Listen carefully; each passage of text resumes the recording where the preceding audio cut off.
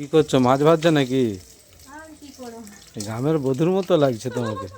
শাড়ি পরে হ্যাঁ। মাছ আ- ভাজা করছি, আবার কাঠের উনুন। হ্যাঁ, কাঠের উনুনে মাটির উনুন আর কাঠের জাল। দারুণ লাগছে না? আমাকে কেমন লাগছে সেটা বলো। ভালো বন্ধুরা লাগছে। তোমরাও সাথে সাথে বলো কিন্তু কিরকম লাগছে। এটা কি বলো তো বন্ধুরা, এটা ওপর ঘরে মা একটা জাস্ট ইয়ে করেছে, উনুন করেছে।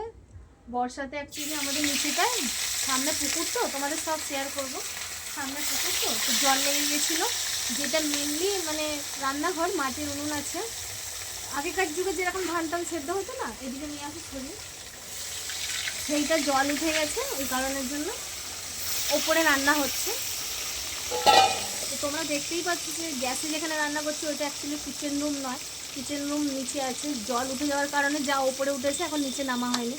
তবে নিচের ঘর ভীষণ ঠান্ডা, সেই কারণের জন্য ওপরেই রান্না হচ্ছে। তাই ওপরে একটা উনুন আছে।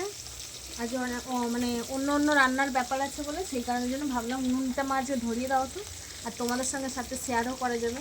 তাই আজ উনুনে রান্না করছে। এদিকে মাছ মানে উল্টাতে গিয়ে আমার জাল এদিকে পড়ে যাচ্ছে, আমার হুঁশ নেই, কারণ অভ্যাস নেই না। তো অভ্যাস তো সব কিছুটাই করতে হবে। আমার তো এখানে থাকারই কথা, আমি তো যদি অন্য বাইরে থাকি বলে তাই।